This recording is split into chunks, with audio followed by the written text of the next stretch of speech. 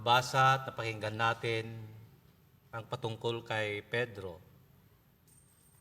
Peter, who is daring and bold to speak and confess that the Lord Jesus Christ is the Messiah and the Son of God.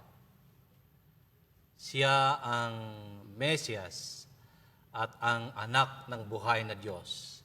Hindi lang basta Diyos, kundi buhay na Diyos. Dahil dito, Peter received a reward and was appointed as a steward of the keys of heaven. Tamang-tama naman dahil stewardship month. And he was named Rock. Peter, the Rock. And he was commended that this thinking, yung kanyang pag-iisip, na ang ating Panginoong Yesus ay siya ang Mesiyas at siya ang anak ng buhay na Diyos, ayon sa ating Panginoong Yesus, ito ay pag-iisip na ibinigay sa kanya ng Diyos at ng hindi ng tao.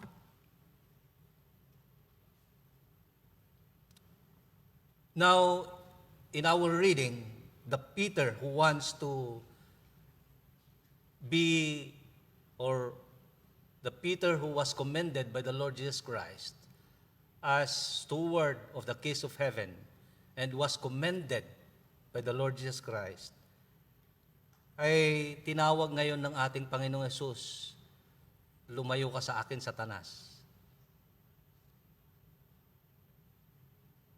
Hindi na siya yung Peter the Rock, kundi Peter the Stumbling Block.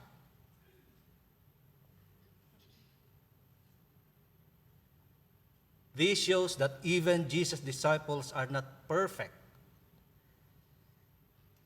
The church has never been perfect. So stop pretending that you are perfect. Rather, we should work out for our salvation towards our perfections.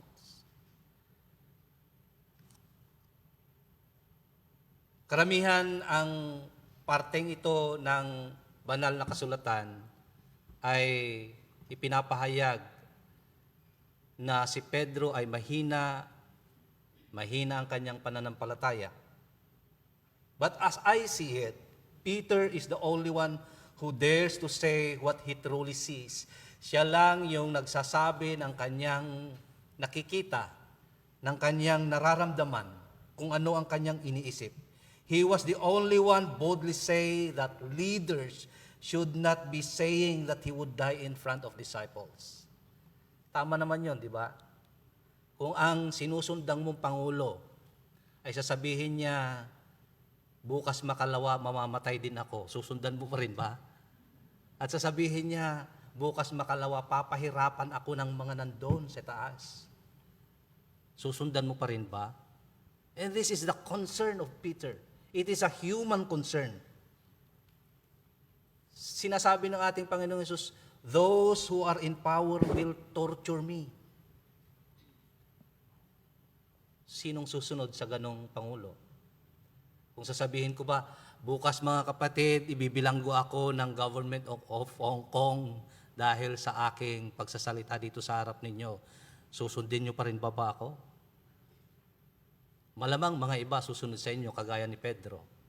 Pero malamang sa malamang, marami nang magtatago. For me, the behavior of Peter that we are reading for the third time since he walked on water is a manifestation of his true, authentic personality, being disciples, at the same time being human in front of the Lord Jesus Christ. Sinasabi niya kung ano yung nararamdaman niya, kung ano yung nakikita niya, kung ano yung nasa isip niya, direktahan sa ating Panginoong Diyos. Bagamat tinawag siyang Satanas ng ating Panginoong Yesus, siya'y hindi tumigil sa pagsunod sa ating Panginoong Yesus dahil tama nga naman.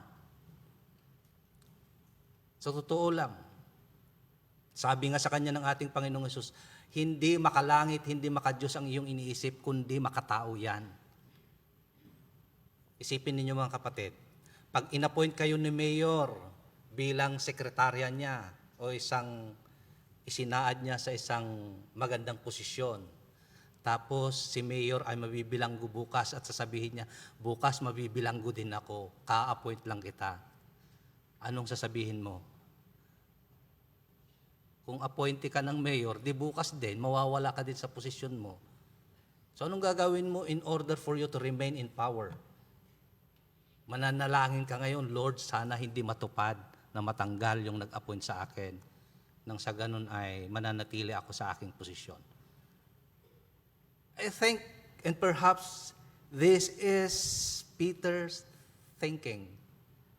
Na kapag nawala na ang Panginoong Hesus, mawawala na rin sa kanya ang mga bagay na pinagkatiwala sa kanya. At sabi ng ating Panginoong Hesus, sa totoo lang, Pedro, hindi makadiyos ang iniisip mo, kundi makatao. You are saying that, for what you are thinking is not divine, but is human.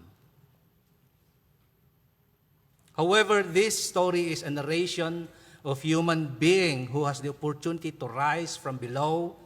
And when he has the opportunity, he naturally shows the danger of holding onto power, holding onto position. Yung kaugalian na pinakita ni Pedro rito ay pinapakita lamang niya yung natural nating kaugalian bilang isang tao. Na kapag meron tayong kapangyarihan, we need to hold on to our power. At hindi ito ang tinuturo ng ating Panginoong Hesus. Peter, kaisipang makamundo yan. Do not hold on to power that was given to you, but hold on to my power. This is the divine wisdom. Ito yung tinuturo ng ating Panginoong Hesus. Huwag kayong masyadong kumapit sa inyong mga kalakasan, sa inyong mga kapangyarihan, sa inyong mga kagandahan, sa inyong mga katalinuhan. Dahil ang ganyang pag-iisip ay makatao yan at hindi makalangit. Rather, hold on to my power. Ito ang tinuturo ng ating Panginoong Hesus kay Pedro. Ang sino man ngayon, kung susundan natin yung ganong interpretasyon, kung sino man ngayon, ang magtitiwala sa kanyang kapangyarihan, sa kanyang katalinuhan, sa kanyang kagandahan, sa kanyang kayamanan. Ayokong ulitin yung sinabi ng ating Panginoong Hesus, makasatanas na pag-iisip yan.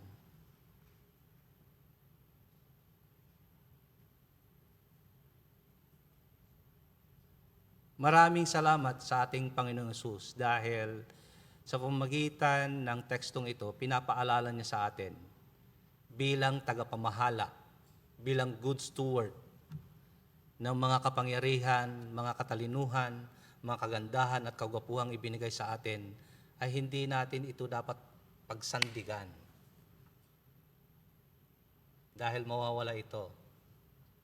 Yung mga gwapo dyan na katulad ko, papangit din kayo. Mawawala yan. Yung mga magagandang tulad ko pa rin, dahil maganda rin naman akong nilikha ng Diyos, mawawala din yan kahit takpan pa ng maraming foundation yan. Yung mama ko noon ginagamit chinchanso. Ayaw ko kung meron pa hanggang ngayon. When the Lord Jesus Christ pointed out the human idea of Peter, which is in contradiction to the divine wisdom, Peter did not say anything. But as we all know, Peter continues to follow the Lord Jesus Christ. For he is a true disciple who wants to learn and is willing to be corrected by the Lord Jesus Christ. Mga kapatid, yung makipag-argue ka sa ating Panginoong Hesus, yung minsan ay you will negotiate to the Lord Jesus Christ at tinatanong mo minsan yung kanyang katuruan, ito ang kaugalian ng totoong disipulo at nag-aaral. Yung sunod lang ng sunod at yes lang ng yes, kahit hindi na tama, hindi pananampalataya yan. Loyalista yan. So Peter exemplified the attitude of being a true disciple, not a fan, not a loyalist, but having that true faith. On the other hand, kung titingnan natin sa konteksto ni Pedro at ng ating Panginoong Hesus, sinabi ng Panginoong Hesus, so huwag kang magtiwala sa iyong kapangyarihan. Huwag kang masyadong magmalaki dahil binigyan kita pinagkatiwalaan kita ng mga susi ng kalangitan. Ay, ito na ang gagamitin mo na pang-block sa tunay na plano at misyon ko. Rather, you should deny yourself. In this context, sa sinasabi ng ating Panginoong Hesus, sa ating pinag-uusapang si Pedro, Jesus is saying you should prioritize divine things over our self-interest. It is God above all, rather than on top of God is all. The power, opportunity, strength, intellect, and wealth are sometimes, if not often, are our stumbling blocks in following the Lord Jesus Christ. Yung mga magaling dyan sa mathematics, kahit nandito, nagkukwenta na yan. Mamayang 10:30, pag tamang-tama yung oras ni pastor na magsermon, takbo ako sa sentral. So, nagkukwenta na yan. And sometimes those are our stumbling blocks in our life. But Jesus is reminding Peter, those things should not be your priority being disciples of mine.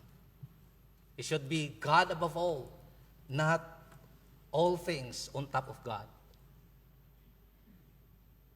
Sometimes these things, yung inaakala nating pangangailangan natin sa ating buhay,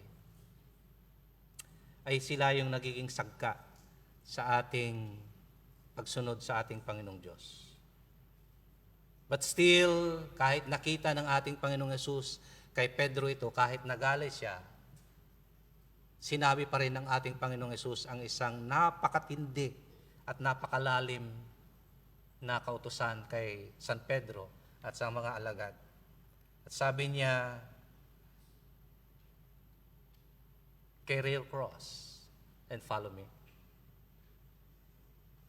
The Lord is saying to us when we carry our cross, the Lord is saying, follow my lead and not our lead. Follow my heart and not your heart. Maraming nasa social media nagsasabi, you should follow your heart. You should follow your dreams. You should follow your instinct. Pero huwag niyong kalimutan, kabaliktad yan ang sinasabi ng ating Panginoong Hesus.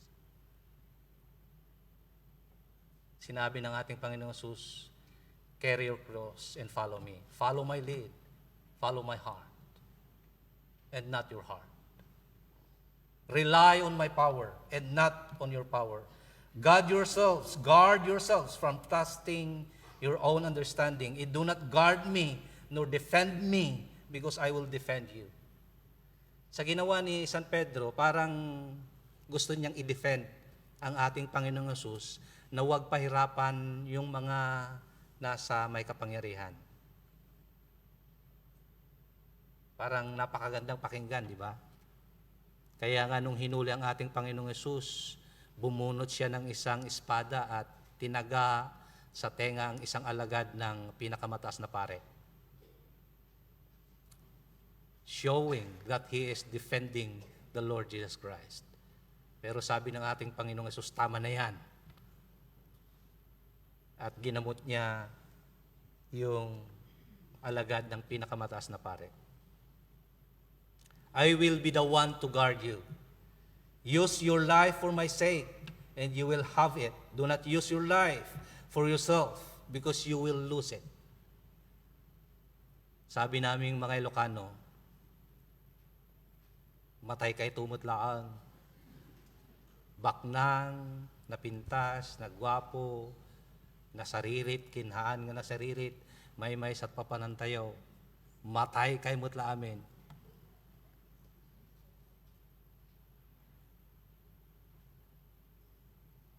Pero sabi ng ating Panginoong Yesus, oo nga, mamamatay tayong lahat.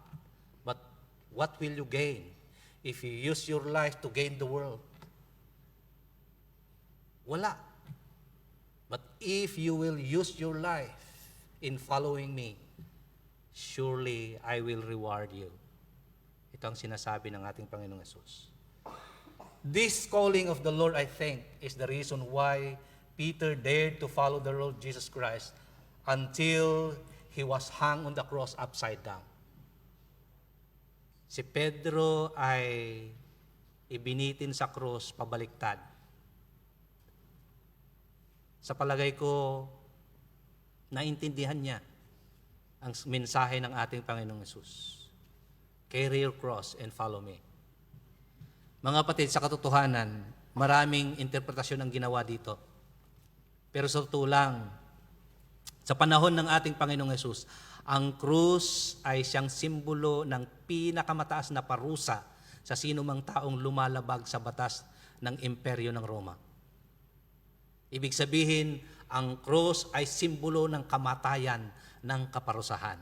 Kaya nung sinabi ng ating Panginoong Yesus, carry your cross and follow me. Sa madaling salita, sa kantong salita, buhatin mo ang iyong kabaong at sumunod ka sa akin. Humanda ka dahil harapin mo ang pagpapahirap, ang kamatayan sa pagsunod mo sa akin. Which means, Jesus Christ directly saying that when we follow Him, totally we will surrender our life to Him. Diyos ang nagkatiwala ng ating buhay, sa Diyos din ibibigay sana natin ang ating buhay. Kaya hindi totoo na ang inyong husband, ang mga problema nyo, ang inyong mga cross. Kung itong interpretasyon ang ating susundan. Kaya pag umuwi kayo sa Pilipinas, huwag nyong buhat-buhatin ang inyong mister. At sasabihin nyo, dahil narinig ko na sinabi ni Pastor, carry your cross and follow after me. Hindi yon ang ibig sabihin, mga kapatid. In the name of our Lord Jesus Christ, the cross was a symbol, or in the time of our Lord Jesus Christ, the cross was a symbol of death. Crucifixion was the ultimate punishment for people who violated the rules enforced by the Roman Empire. Interestingly, dahil ito ang kapurusuhan na binibigay ng imperyo ng Roma, ito naman ang tropeyo na ibinibigay ng ating Panginoong Diyos, ang cross. So when our Lord Jesus Christ said, take up your cross and follow me, if I use direct words, this means carry your coffins and follow me. Prepare to face death and follow me. And not just death, but prepare for yourselves to bear the highest torture you can experience in following me. So mga kapatid, susunod pa ba kayo sa ating Panginoong Diyos? Puro kahirapan lang din pala, Pastor eh. Kaya pala ako naghihirap ngayon dahil sumusunod ako sa Panginoong Diyos eh. Carrying our cross is to put on our shoulders the spirit of a servant who is following the Lord Jesus Christ, even it means surrendering our own power. Mga kapatid, yung kinanta ninyo na, O Lord, most merciful God, mostly ay ito yung lumilitaw sa ating mga bibig pag tayo ay nakakaramdam ng pagpapahirap, ng kahirapan sa pagsunod sa ating Panginoong Diyos. And thank you for reminding that. Yung pagbuhat natin ng ating cross sa pagsunod sa ating Panginoong Diyos, it is surrendering our ego and understanding that honor is not being on the top, but about holding fast what is good. Yung kadakilaan, yung karangyaan, yung dignidad na sinasabi natin ay minsan ay nagigain natin kung nasa ituktok tayo ng pedestal. Ito yung kabaligtaran ng sinasabi ng ating Panginoong Hesus. No, honor is being holding onto at the low level of our lives. Surrendering our ego, surrendering our power in following the Lord Jesus Christ. Kaya naman, sa mga kapatid na later on ay magiging pangulo ng ating FCC community, you should bear these things in your mind. Carrying the cross is to point out our questions and bear them while following the Lord Jesus Christ. Tuesday, nag-lead ako ng devotion. And I used Psalm 23. Ano na yung first verse ng Psalm 23? The Lord is my shepherd, I shall not want. Naniniwala ba kayo dito? Totoo ba? Naniniwala kayo dyan? Papahina na. Iyon ang unang tanong ko at tanong ko rin sa sarili ko. Bakit nag-aalinlangan ako? Bakit natatakot ako? Bakit umiiyak ako? Pag may mga pagkakataong pinanghihinaan ako ng loob, nasaan na yung nire-recite ko na the Lord is my shepherd, I shall not want. Jesus demonstrated well how to become a person at the same time God who fully trusts the Lord. Kaya nung sinabi niya kay Pedro at sa mga alagad, carry your cross and follow me, is to self-empty yourself. Magpakumbaba kayo. At humanda kayo sa anumang pagpapahirap, nawa ang pagpapahirap na ito ay hindi maging sagka ng pagsunod ninyo sa akin. No matter what happens. So sa ating pagpasan sa ating cross upang sundin ang ating Panginoon Hesus, ay hindi naman actually nasasadlak sa kawalan. Yung last verse dito ay sinabi niya, for the Son of Man is to come with His angels in the glory of His Father. And then He will repay everyone for what has been done. For He will repay everyone for what has been done. Ibig sabihin, yung nagpasan ng cross at hindi nagpasan ng cross, He will repay everyone for what has been done. Kung hindi mo binuhat, ipinabuhat mo, di mabibigyan ka ayon sa iyong ginawa. Ilan sa mga inyo sa ngayon ay ginagawa na ito? You're carrying your cross. You are denying yourselves in following the Lord Jesus Christ. Simple lang. Paano? Tinitiis niyong maghiwa ng kamatis, ilagay sa bagoong, habang nagpapadala kayo ng libu-libong pera para may maulam na lechon ang inyong mga anak at asawa sa Pilipinas. Yung mga naka-live dyan, konsensya naman kayo.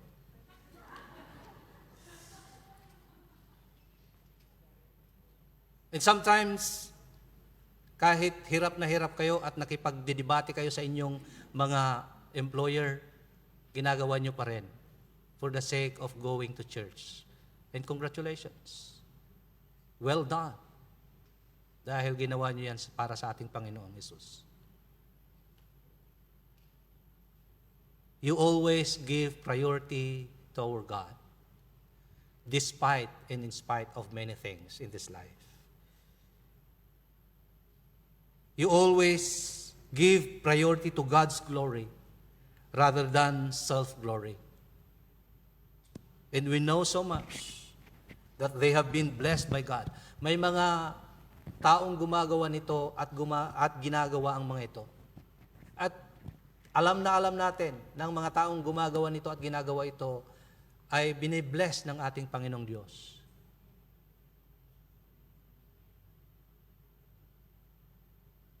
So anong dahilan bakit din natin gawin?